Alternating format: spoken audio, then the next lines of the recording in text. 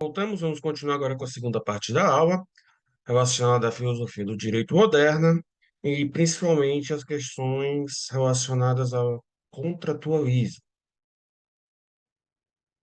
Dando início, vamos lá. Primeiro, com Thomas Hobbes, que é o contratualista mais clássico de todos, talvez. Lembrando algumas ideias básicas de Thomas Hobbes: o homem é mau por natureza, o lobo é homem do homem. Essas duas expressões estão relacionadas com a visão de que Thomas Hobbes entende que o homem já nasce, no momento que nasce, ele já é egoísta, já só pensa em si mesmo e não necessariamente pensa no próximo, não pensa numa evolução, num crescimento, no social, mas pensa apenas em si. E no estado de natureza, seria aquele estado em que não existe estado moderno, digamos assim, a sociedade civil formada, o homem seria lobo do homem porque todos estariam em estágio de sobrevivência. Tendo em vista que recursos como água, comida, abrigo, entre outras coisas necessárias à nossa manutenção, necessárias à nossa vivência, são recursos escassos, então não haveria recurso para todos, e por isso haveria uma guerra de todos contra todos, todos atacando os outros em prol da busca daqueles recursos para si e em desvantagem do outro.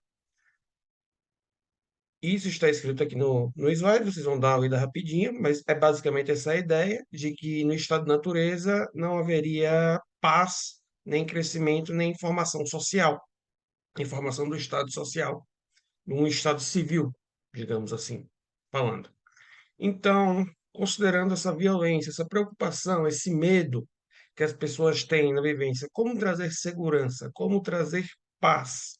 Aí entra a ideia de Thomas Hobbes, o seu contratualismo, o seu contrato social, em que o grupo renunciaria à própria liberdade, que a princípio seria irrestrita, não haveria nenhum tipo de amarra, todos fariam o que quisessem dentro do estado natural, então eles iriam restringir essa liberdade em prol de uma liberdade regrada, ou seja, uma liberdade regrada seria, no caso, a imposição de leis, a imposição de normas pelo governante e, considerando o tempo de Hobbes como um defensor do absolutismo, no caso, seria um rei, esse rei deteria todo o poder e determinaria o que seria possível de ser feito e o que não seria possível, o que seria lícito e o que seria ilícito.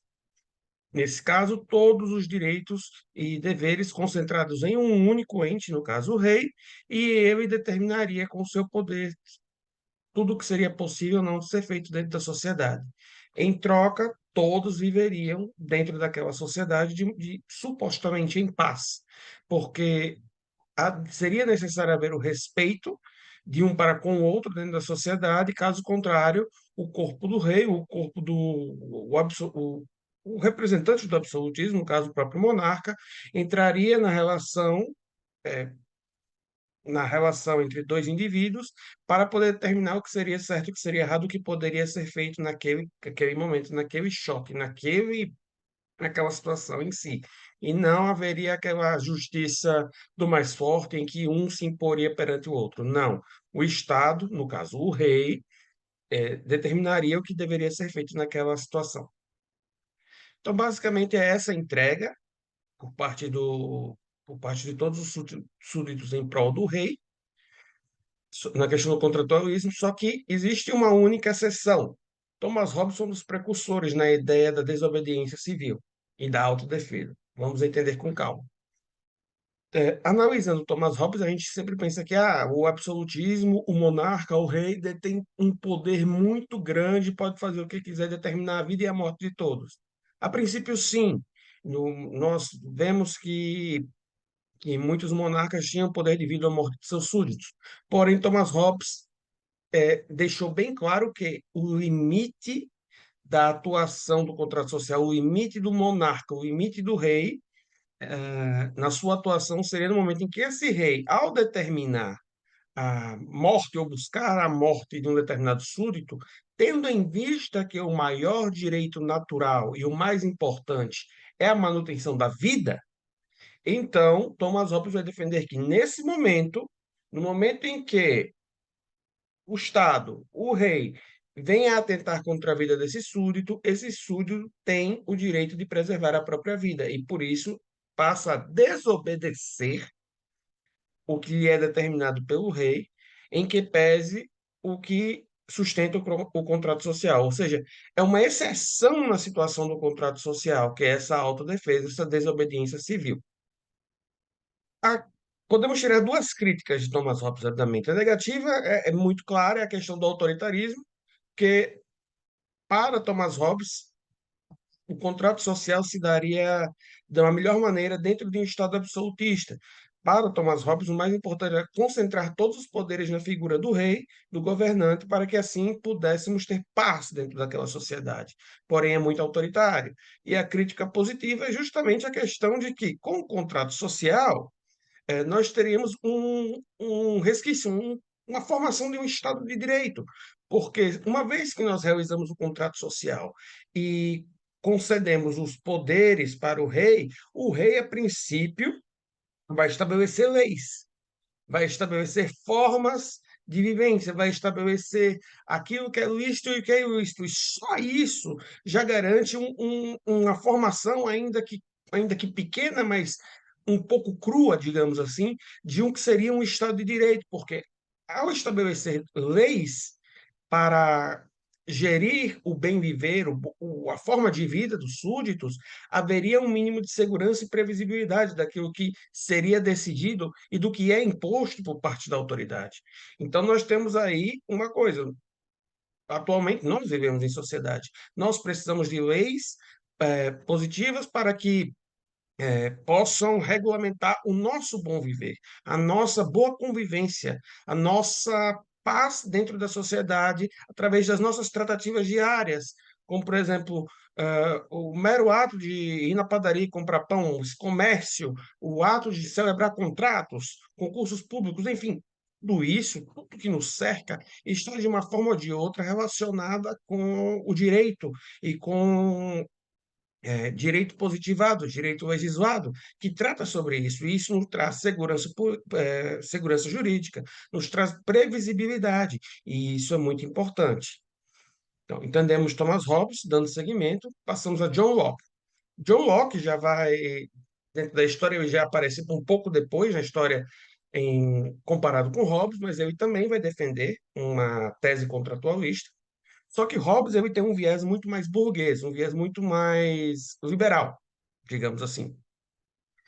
E Hobbes também vai, junto com Locke, junto com Hobbes, vai defender que os direitos naturais, como o direito à vida, a liberdade, são muito importantes, são, mas ele vai dar ênfase em um direito que desvia um pouco do que seria a vida e a liberdade, uma coisa mais. Por isso está relacionado com a questão do direito burguês mais liberal, a defesa do direito de propriedade. Segundo Locke, o direito natural mais importante para o ser humano é a propriedade. E a propriedade, esse direito, seria natural, viria antes do Estado. Vamos entender. Num estado de natureza, em que todos estariam, já ao contrário de Hobbes, para Locke, no estado de natureza, não haveria essa guerra de todos contra todos, o ser humano seria melhor. Ele já tem um viés um pouco parecido com Rousseau nesse aspecto. Mas, dentro da, da sociedade, antes da formação da sociedade, dentro do estado natural, com a busca de bens, com a busca de recursos para se manter, o homem irá trabalhar a natureza. Um exemplo: pega-se um machado, derruba-se uma árvore, com a madeira da árvore eu crio uma cadeira, eu crio um utensílio doméstico, eu crio algo que vai me beneficiar, tanto no meu trabalho, como na minha vida, como no meu dia a dia, tanto faz. Mas no momento em que eu trabalho a natureza, nasce a propriedade. No momento em que eu derrubo a árvore e crio a cadeira se torna a minha propriedade. E para John Locke isso é muito importante, até mesmo atrelado com a ideia de segurança jurídica, em que o rei não poderia adentrar e tomar, confiscar os bens dos burgueses, os bens dos que não eram nobres na época da Inglaterra ao tempo de John Locke. Então, nesse aspecto, deve-se entender que quando pensarem em John Locke, lembrem logo de proteção ao direito da propriedade. E a função do Estado para John Locke não é só na defesa da vida, não é só na defesa da liberdade, mas é principalmente na defesa do direito à propriedade privada, para que assim possa haver segurança jurídica. Sem a proteção do Estado na manutenção da propriedade privada, não haveria segurança jurídica. E, claro, ao direito, à lei, caberá a função de regrar os apetites dos indivíduos, impedindo que o indivíduo interfira na propriedade privada do outro. Com isso, haverá segurança jurídica. Com isso, haverá a necessidade de se respeitar a propriedade de um e de outro, sem a guerra do estado de natureza defendida por Hobbes, por exemplo. Mas que, apesar de John Locke entender que não haveria essa guerra toda, não seria tão catastrófica como Hobbes defende, ainda assim a propriedade iria gerar conflitos. Uma vez que houvesse transformação da propriedade, uma vez que se criasse a propriedade, haveria conflitos, em parte, na manutenção dessa propriedade. Então, essa é a maior preocupação do John Locke sobre o tema.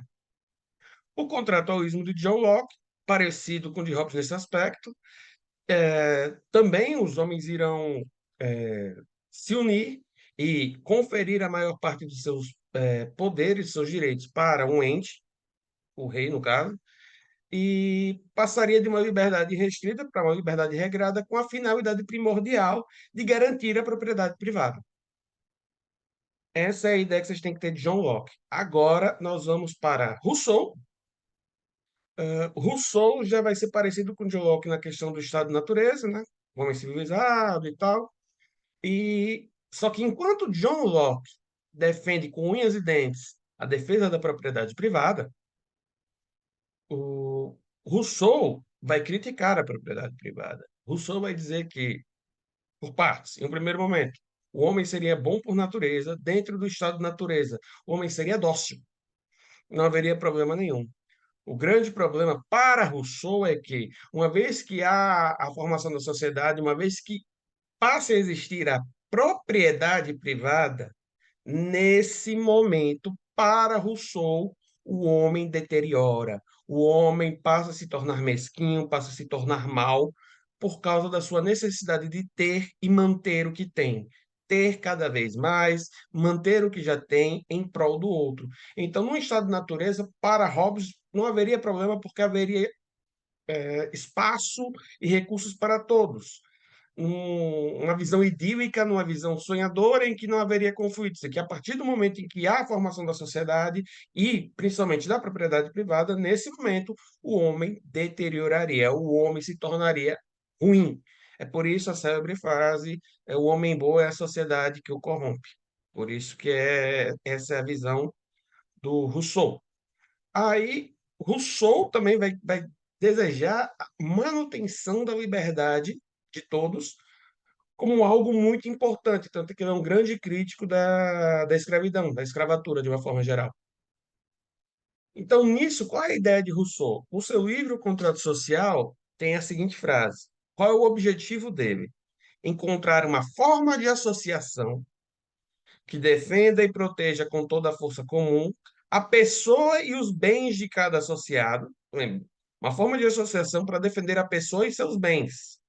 A pessoa e seus bens. Então vejam que não há problema nenhum com a proteção da propriedade privada. Ele vai criticar, mas também vai protegê-la. Então, continuando.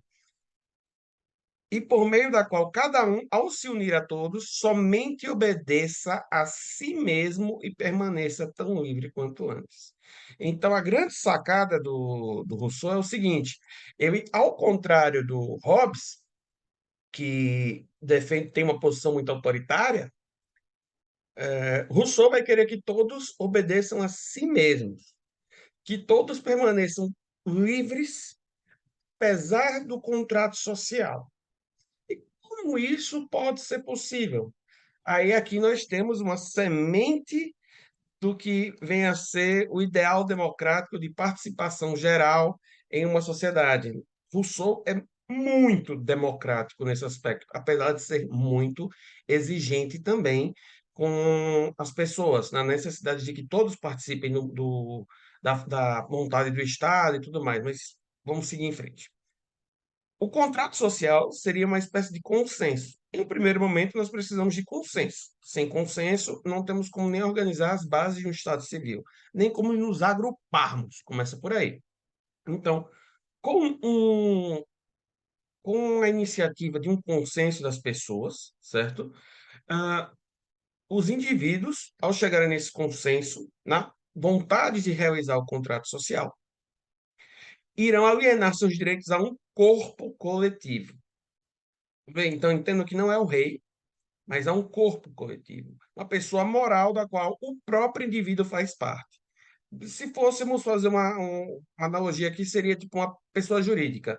O Estado seria uma pessoa jurídica em que eu faço parte dessa pessoa jurídica, eu sou um dos sócios, digamos assim, dessa PJ. Então, temos que buscar o bem comum, aquilo que é bom para a nossa sociedade, sendo que eu também decido porque eu faço parte dessa sociedade. Então, esse corpo coletivo, essa pessoa, entre aspas, pessoa jurídica, porque, gente, eu estou dizendo pessoa jurídica como exemplo, mas não é uma pessoa jurídica, tá? É um corpo coletivo, é um ente, uma entidade, digamos assim. E essa entidade, esse corpo coletivo, possui totais direitos sobre os indivíduos e que deverá agir pautado na busca da concretização da vontade geral, sendo esta vontade soberana. Então, vejam aqui sementes da democracia. Eu faço parte do todo, eu vou participar da formação da vontade do todo, e através dessa formação, como eu participei, o que se decidir na busca do bem comum terá terá tido minha participação nessa busca, nessa concretização. Então, eu faço parte desse todo e eu faço parte do que veio a ser decidido. Há uma legitimidade do que foi decidido por parte do corpo, porque eu também participei, ainda que meu voto tenha sido perdido, digamos assim, tenha sido minoritário, um exemplo. Mas eu estou usando aqui essa questão de voto maioritário e minoritário, vamos entender melhor e vocês não caírem em pegadinha. A pegadinha é o seguinte: consenso e vontade geral. Como eu falei anteriormente, a gente precisa primeiro de um consenso. Através de um consenso, nós vamos formar uma vontade geral, que é aquilo que vai se determinar aquilo que o Estado, o corpo coletivo e o Estado irão perseguir em prol de todos. Devemos entender que isso já caiu em prova, prestem muita atenção. Vontade geral não deve ser entendida como a soma das vontades individuais. Vontade geral não é somar o maior número de votos, não é somar o que todo mundo pensa de forma individualmente, e somar e ver para onde se vai. Não, não é isso. Por quê? Porque não podemos fazer essa confusão. Porque, segundo Rousseau, se somássemos a vontade geral, se somássemos a quantidade de vontades individuais, teríamos uma bagunça que seria vários interesses individuais que não estariam de acordo com o que seria a busca do bem de todos. Ou seja, se eu vou participar do ente coletivo, sustentando uma posição em que me beneficia ou beneficia apenas a um grupo pequeno de pessoas e que, no todo, não vai trazer benefícios. Vai ser assim, como se fosse um somatório de interesses privados. Se você somar vários interesses privados, você não necessariamente terá aquilo que é bom o coletivo. Então, é por isso que não podemos fazer essa confusão. Vontade geral não deve ser entendida como a soma das vontades individuais. Ele deixa isso bem claro no livro dele. Até mesmo porque a união destas apenas gerará um montante confuso e discorde de interesses privados. Então, a vontade geral. Essa vontade geral, ela transcende e se superpõe às vontades individuais, traduzindo-se como uma conjunção de interesses que formam um interesse comum. Seriam as decisões do grupo em prol daquilo que é bom para todos. Devemos participar da formação da vontade geral, na busca do que é melhor para todos, e uma vez votado, entendido como o Estado, como o ente coletivo deve se posicionar, eu vou usar o Estado aqui, como o Estado deve agir para beneficiar a todos, isso vai transcender, vai ser mais importante do que o mero interesse individual, a mera vontade individual, digamos assim. Lembra o seguinte, como o corpo coletivo transcende, é a parte, é uma, em analogia, uma PJ, a vontade obtida, que deve ser perquerida, que deve ser concretizada. A vontade geral também transcende, também é algo acima da vontade individual. Então, o que é que vai representar essa vontade geral? A lei. Aí entra a lei e entra o direito. Será a lei que consubstanciará a vontade geral.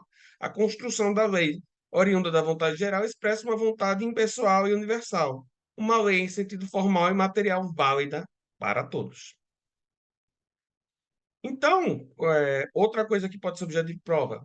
Isso já foi explicado, mas eu vou reafirmar aqui agora. Obediência da lei como atividade moral. Como eu faço parte do corpo coletivo, como eu faço parte do Estado, eu faço parte da formação da vontade geral, que é concretizada através da lei. Então, se eu fiz parte da criação da lei e não a obedeço, eu estou desobedecendo a mim mesmo.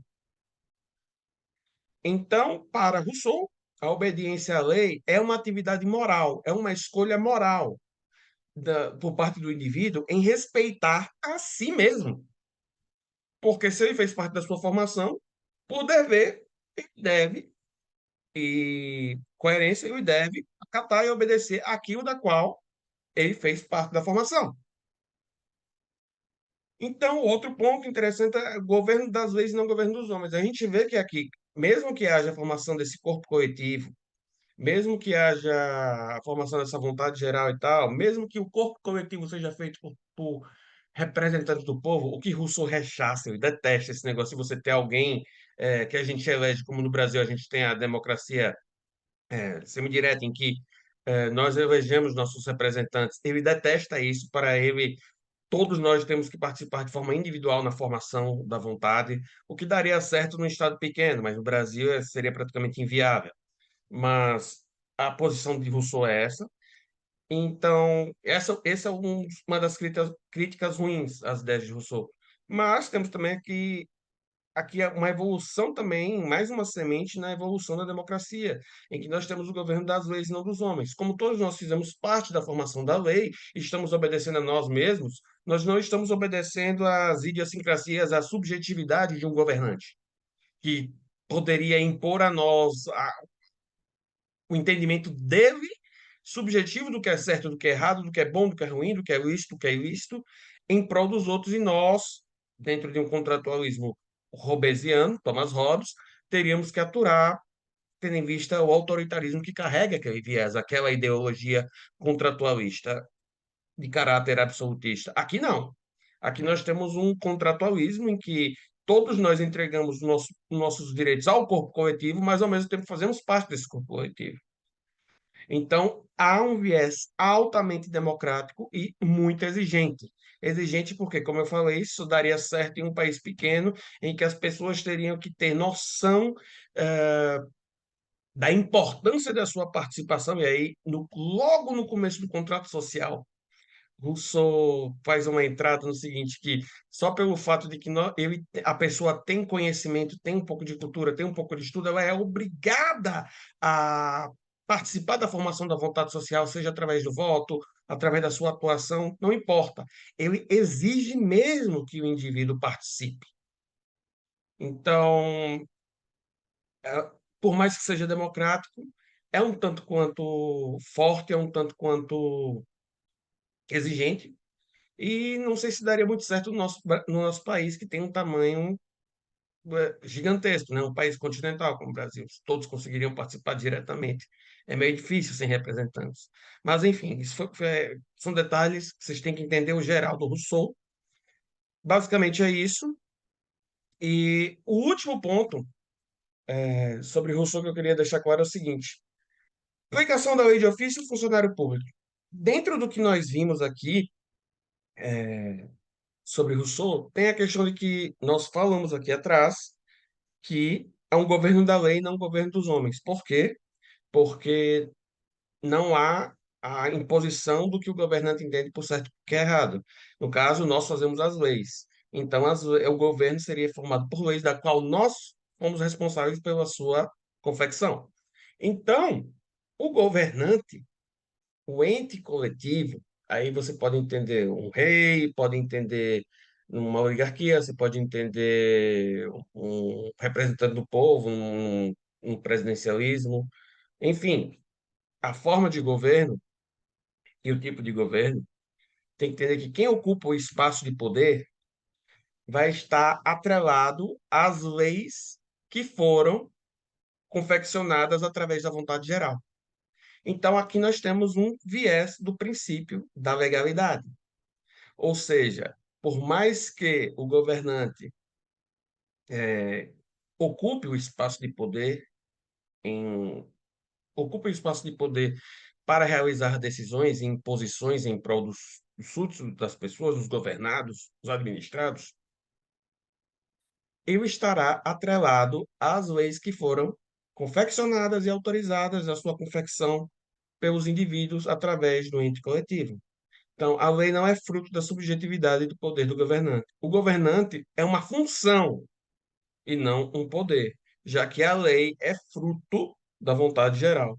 Cria-se, então, aqui figura do funcionário público que aplica a lei de ofício, quer queira, quer não. Se você é o governante, mas você está atrelado à lei, e se você tem que aplicar aquela lei na sua atuação como governante, temos um funcionário público, quase isso, né, uma figura, em que aplica de fato a lei de ofício. Então, nisso há uma melhora, o que é a grande gestora do viver em sociedade, que é o que a gente vive hoje em dia. Então, temos aqui, olha quantas sementes, de vieses democráticos, sementes de vieses do direito, quer dizer, do princípio da legalidade, uma semente relacionada a como se pode ver Rousseau dentro do que seria o funcionário público e a atuação da lei de ofício. Se vocês têm ideia desses pontos, muitas questões, ainda que não estejam diretamente, a questão esteja diretamente cobrando esses pontos, mas vocês entendendo como o autor funciona e lendo bem o que a questão está pedindo, principalmente o cabeçalho, como eu já falei em outra aula, leiam bem o cabeçalho. Com o cabeçalho vocês conseguem até ir pelas alternativas, talvez acertar, porque você já sabe coisas que têm a ver ou que não têm a ver com a própria questão. Então, com isso, nós não temos Kant agora, vamos falar rapidamente de Kant. Kant, vou dar algumas ideias aqui, que seriam imperativo categórico, imperativo hipotético. Vamos começar pelo imperativo categórico. Quando falar em categórico, vocês têm que lembrar aquilo que não pode ser negado. Categórico é aquilo que é, e aí vamos rememorar um pouco o que Sócrates e Platão falaram, aquela verdade que não pode ser contestada, digamos assim. Então, imperativo categórico seria uma ação que é objetivamente necessária por si mesma, sem relação com qualquer outra finalidade. Um exemplo: o ato de mentir. Para Kant, dentro da moral kantiana, o ato de mentir é errado, não se justifica nunca, porque você deve analisar a ação por si e analisar se aquela ação pode ser praticada a todo tempo, em qualquer espaço de tempo, ou aqui, em outro país, ou, por exemplo, hoje, amanhã, no passado e no futuro. A ação correta, a ação moralmente correta para Kant é aquela em que você pode universalizar a conduta dentro do espaço e do tempo. Então, o ato de mentir nunca vai ser correto para Kant. O ato de mentir sempre vai ser algo imoral.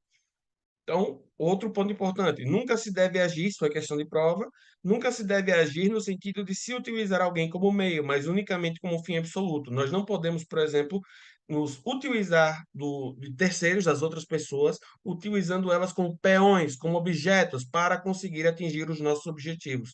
Porque no momento em que eu faço isso, eu firo o que é de mais importante no ser humano, que é a sua dignidade. E aí entra a questão da dignidade da pessoa humana, já Kant defendendo esse princípio, ainda que não dizendo que é um princípio jurídico. Mas temos aí outra semente. O imperativo hipotético é aquilo que pode ser negado. É aquilo que também se trata de uma atuação, uma ação que busca um fim. Então, por exemplo, o exemplo que eu dou aqui é: se você prestar concurso público, você vai ser feliz. Prestar concurso público traz felicidade. Isso é uma verdade moralmente aceitável para Kant? Isso é imperativo categórico? Não, não é, porque isso pode ser negado. Pode ser que, assim, em regra, muitas pessoas prestam concurso público, se tornam financeiramente estáveis, se tornam bons profissionais, bons servidores públicos e, com isso, se tornam felizes. Mas isso não é universalizável, porque isso não é 100% correto. Pode, e como existem exceções, e como isso está relacionado com o achismo, com o poder de escolha da busca da felicidade do indivíduo, aquilo não é universalizável, então aquilo pode ser negado. Então, nisso temos o que é imperativo hipotético. Se vocês forem lembrar, categórico, não pode ser negado. Não pode ser negado é algo que é universalizável. Tem que ser universalizável. Se for universalizável, aquilo é moralmente correto. Imperativo hipotético. Eu busco um fim. Só que como eu busco o fim, esse fim é discutível. Então ele pode ser negado. Se ele pode ser negado, então não é universalizável. Vamos ter essas ideias em mente e talvez vocês. Que Kant é bastante difícil, gente. Mas a base do imperativo categórico, imperativo hipotético é essa. Dando continuidade. Aí nisso entra a distinção entre moral e direito, que eu já falei até na aula anterior. A questão como o Kant vê o direito e como Kant vê a moral. Para aqui eu vou direto no quadrinho para agilizar a aula. Para Kant, a moral ela é autônoma, interna e uma ação por dever. Por quê? É autônoma porque é uma escolha do indivíduo. Ela parte de dentro do indivíduo. Ele vai escolher por si só a sua conduta, como agir, como viver. A internalização é uma consequência. A moral é interna porque está dentro do sujeito. E uma ação por dever, e não uma ação segundo dever, mas por dever. Por quê? Porque é uma ação altruísta, ou seja, o indivíduo age por amor ao dever. Nós temos que agir, dentro da nossa moral, o agir moralmente correto, para Kant, faz com que nós sejamos obrigados a atuar daquela forma, para não machucar o outro, que nossas ações sejam universalizáveis, sempre, para que assim nós possamos exercitar ao máximo nossa liberdade. Ou seja, o próprio Kant defende que ser humano livre, altamente livre, o exercício máximo da liberdade é o ser humano que age de forma moralmente correta, é o ser humano que não fere o direito do outro e que nisso busca a sua felicidade de forma infinita, desde que não macule o direito do outro, porém dentro desse raciocínio da universalização, o que torna a coisa toda muito difícil e muito exigente.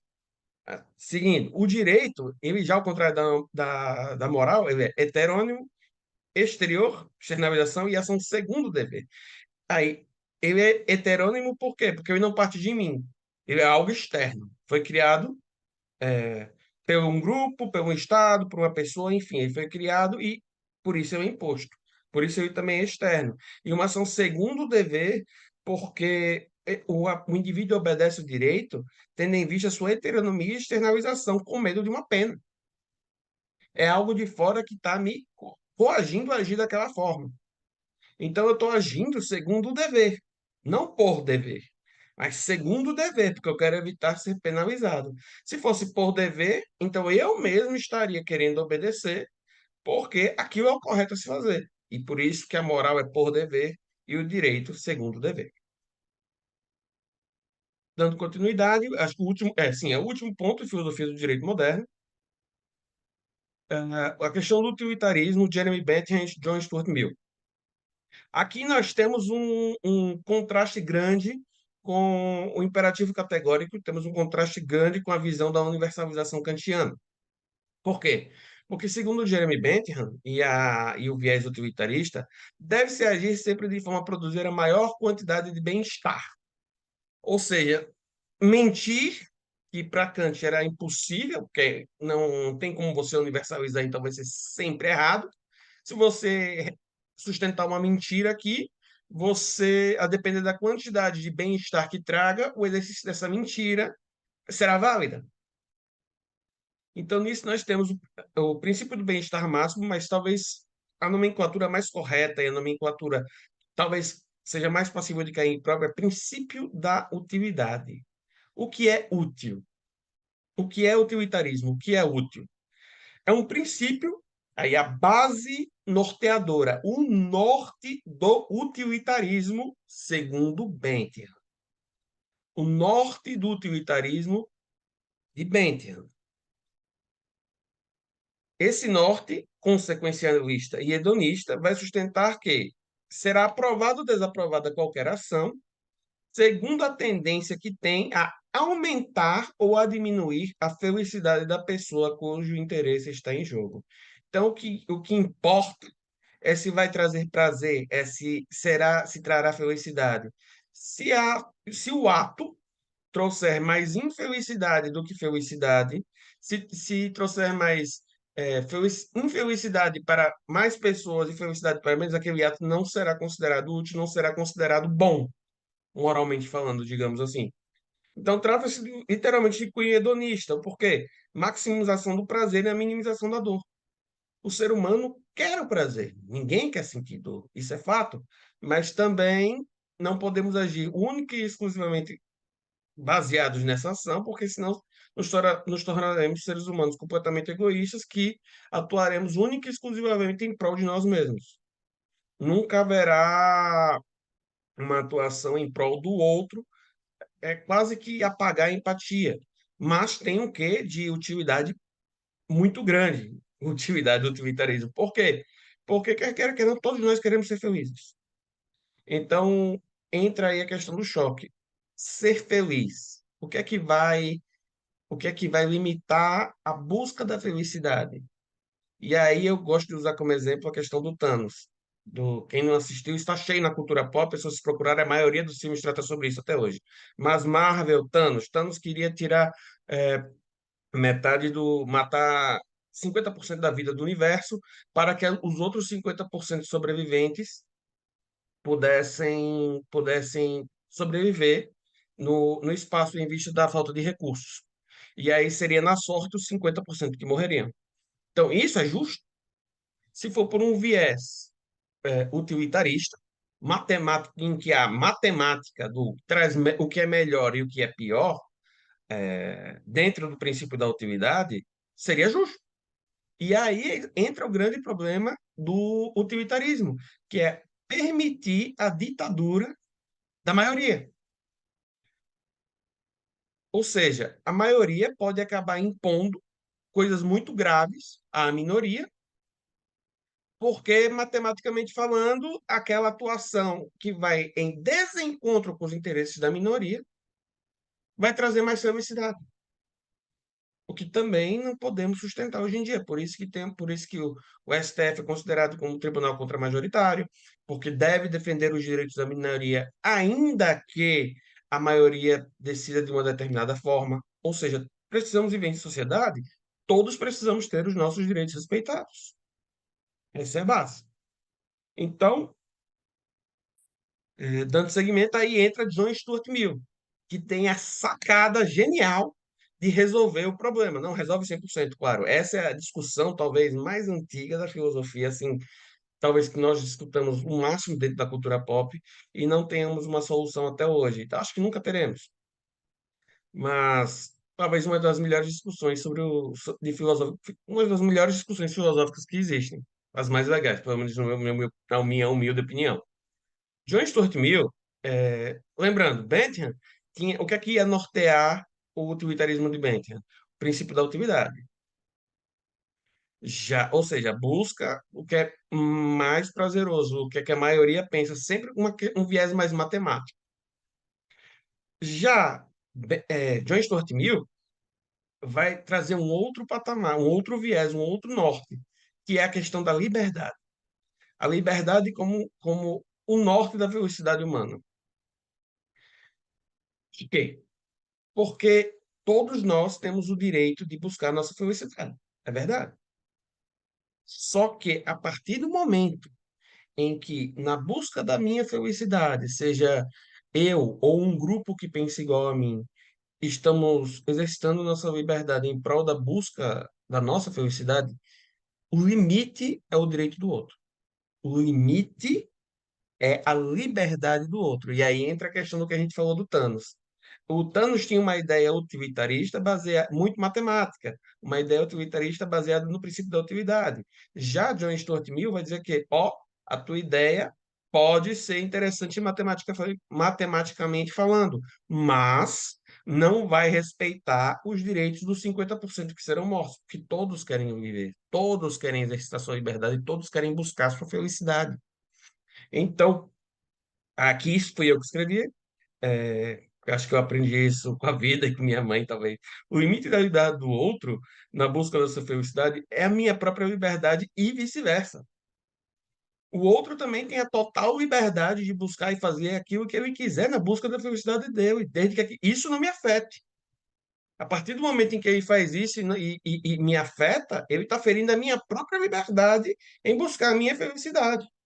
Então, talvez essa frase aqui seja bem um resumo do John Stuart Mill, dando um basta, uma freada na tirania da maioria proporcionada pelo utilitarismo do Bentham, que o seu direito acaba quando começa o meu. Então, eu espero que tenha ficado claro sobre filosofia do direito moderno. Vou dar uma pausa agora, eu vou começar agora a filosofia do direito contemporâneo.